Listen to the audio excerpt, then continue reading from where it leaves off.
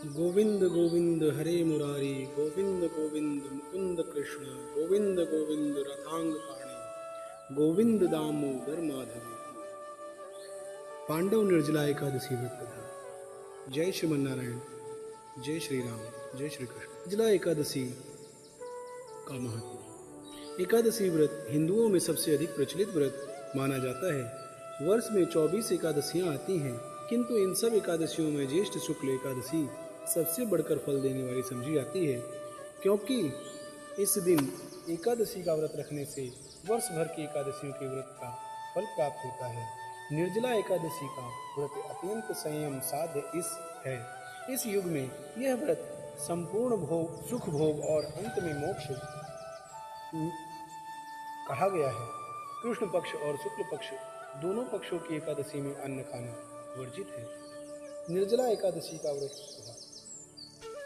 निर्जला एकादशी व्रत का पौराणिक महत्व और व्याख्यान भी कम रोचक नहीं है। जब सर्वज्ञ वेद व्यास ने पांडवों को चारों पुरुषार्थ धर्म, अर्थ, काम और मोक्ष देने वाले एकादशी व्रत का संकल्प कराया था, तब युधिष्ठिर ने कहा, हे जनार्दन, ज्येष्ठ मास के शुक्ल पक्ष में जो एकादशी पड़ती हो, कृपया उसका वर्णन कीजिए। भगवान कृष्ण ने कहा, हे राजन, इसका वर्णन परम धर्मात्मा सत्यवती नंदन व्यास जी करेंगे, क्योंकि ये संपूर्ण शास्त्रों के तत्वज्ञ और वेद वेदांगों के पारंगत विद्वान हैं। तब वेद व्यास जी कहने लगे, कृष्ण पक्ष और शुक्ल पक्ष दोनों पक्षों की एकादशी में अन्न खाना वर्जित है। द्वादशी के दिन स्नान करके पवित्र हों और फूलों से भगवान केशव की पूजा करें। फिर नित्य कर्म समाप्त होने के पश्चात पहले ब्राह्मणों को भोजन देकर अंत में स्वयं भोजन करें। यह सुनकर भीमसेन बोले, परम बुद्धिमान पितामह, मेरी उत्तम बात सुनिए। राजा युधिष्ठिर, माता कुंती, द्रौपदी, अर्जुन, नकुल और सहदेव ये एकादशी को कभी भोजन नहीं करते तथा मुझसे भी हमेशा यही कहते हैं कि भीमसेन, एकादशी को तुम भी खाना ना खाया करो, परंतु मैं उन लोगों से यही कहता हूँ कि मुझसे भूख नहीं सही जाएगी। भीमसेन की यह बात सुनकर व्यास जी ने कहा, यदि तुम नरक को दूषित समझते हो और तुम्हें स्वर्गलोक की प्राप्ति अभीष्ट है, और तो दोनों पक्षों की एकादशियों के दिन भोजन नहीं करना चाहिए। भीमसेन बोले, महाबुद्धिमान पितामह, मैं आपके सामने सच कहता हूँ, मुझसे एक बार भोजन करके भी व्रत नहीं किया जा सकता, तो फिर उपवास करके मैं कैसे रह सकता हूँ। मेरे उदर में वृक नामक अग्नि सदा प्रज्वलित रहती है, अतः जब मैं बहुत अधिक खाता हूँ तभी यह शांत होती है। इसलिए हे महामुने, मैं पूरे वर्ष भर में केवल एक ही उपवास कर सकता हूँ, जिससे स्वर्ग की प्राप्ति सुलभ हो तथा जिसके करने में मैं कल्याण का भागी हो सकूं। ऐसा कोई एक व्रत निश्चय करके बताइए, मैं उसका यथोचित रूप से पालन करूंगा। व्यास जी ने कहा, भीम, ज्येष्ठ मास में सूर्य वृष राशि पर हो या मिथुन राशि पर शुक्ल पक्ष में जो एकादशी हो, उसका यत्न पूर्वक निर्जल व्रत करो। केवल कुल्ला या आचमन करने के लिए मुख में जल डाल सकते हो, उसको छोड़कर किसी प्रकार का जल विद्वान पुरुष मुख में ना डालें, अन्यथा व्रत भंग हो जाता है। एकादशी को सूर्योदय से लेकर दूसरे दिन के सूर्योदय तक मनुष्य जल का त्याग करे तो यह व्रत पूर्ण होता है। तदंतर द्वादशी को प्रभात काल में स्नान करके ब्राह्मणों को विधि पूर्वक जल और सुवर्ण का दान करें। इस प्रकार सब कार्य पूरा करके जितेंद्रिय पुरुष ब्राह्मणों के साथ भोजन करें। वर्ष भर में जितनी एकादशियां होती हैं, उन सब का फल निर्जला एकादशी के पालन मात्र से मनुष्य प्राप्त कर लेता है। इसमें तनिक भी कोई संदेह नहीं है। शंख, चक्र और गदा धारण करने वाले भगवान केशव ने मुझसे कहा था कि यदि मानव सबको छोड़कर एकमात्र मेरी शरण में आ जाए और एकादशी को निराहार रहे, तो वह सब पापों से छूट जाता है। एकादशी व्रत करने वाले पुरुष के पास विशाल काय, विकराल आकृति और काले रंग वाले दंड पाशधारी भयंकर यमदूत नहीं जाते। अंतकाल में पीताम्बरधारी सौम्य स्वभाव वाले, हाथ में सुदर्शन धारण करने वाले और मन के समान वेगशाली विष्णुदूत आखिर इस वैष्णव पुरुष को भगवान विष्णु के धाम में ले जाते हैं। अतः निर्जला एकादशी को पूर्ण यत्न करके उपवास करें और श्री हरि का पूजन करो। स्त्री हो या पुरुष, यदि उसने मेरु पर्वत के बराबर भी महान पाप किया हो तो वह सब इस एकादशी व्रत के प्रभाव से भस्म हो जाता है। जो मनुष्य उस दिन जल के नियम का पालन करता है वह पुण्य का भागी होता है।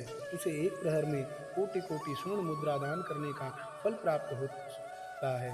सुना गया है, मनुष्य निर्जला एकादशी के दिन स्नान, दान, जप, होम आदि जो कुछ भी करता है वह सब अच्छे होता है।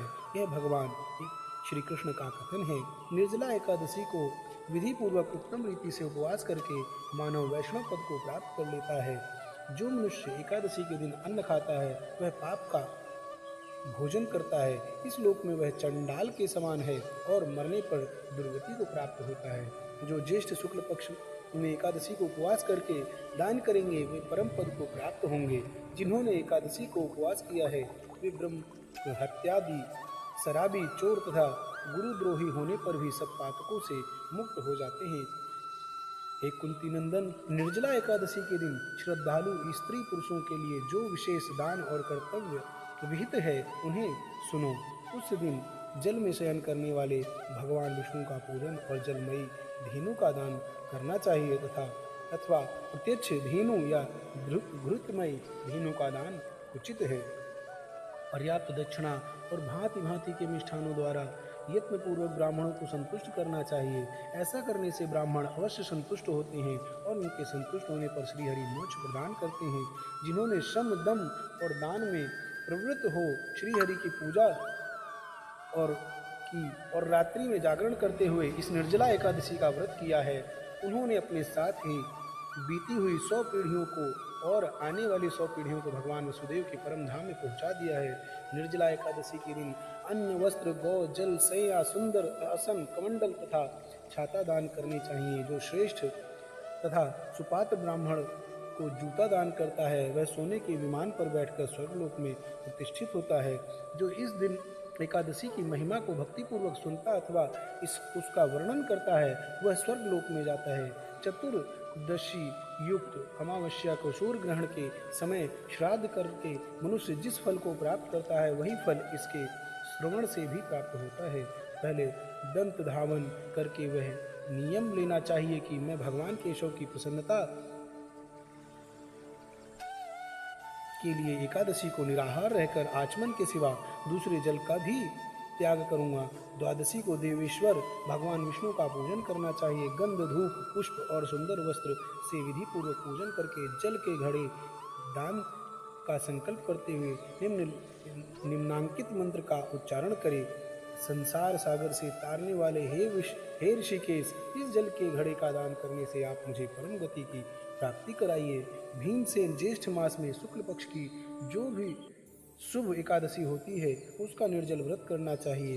उस दिन श्रेष्ठ ब्राह्मणों को शक्कर के साथ जल के घड़े दान करने चाहिए। ऐसा करने से मनुष्य भगवान विष्णु के समीप पहुंचकर आनंद का अनुभव करता है। तत्पश्चात द्वादशी को ब्राह्मण भोजन कराने के बाद स्वयं भोजन करे। जो इस प्रकार पूर्ण रूप से पापनाशिनी एकादशी का व्रत करता है वह सब पापों से मुक्त हो आनंदमय पद को प्राप्त होता है। यह सुनकर भीमसेन ने भी इस शुभ एकादशी का व्रत आरंभ कर दिया। तब से यह लोक में पांडव द्वादशी के नाम से विख्यात हुई। ज्येष्ठ शुक्ल पक्ष एकादशी के दिन ही भगवान श्री कृष्ण ने देवी रुक्मणी का हरण किया था। अतः यह एकादशी रुक्मणी हरण के एकादशी के नाम से भी जानी जाती है। जय श्रीमन नारायण, जय श्री कृष्ण, जय श्री राम। गोविंद गोविंद हरे मुरारी, गोविंद गोविंद मुकुंद कृष्ण, गोविंद गोविंद रथांग पाणे, गोविंद दामोदर माधवेति। जय श्री कृष्ण, जय श्री कृष्ण, जय श्री कृष्ण।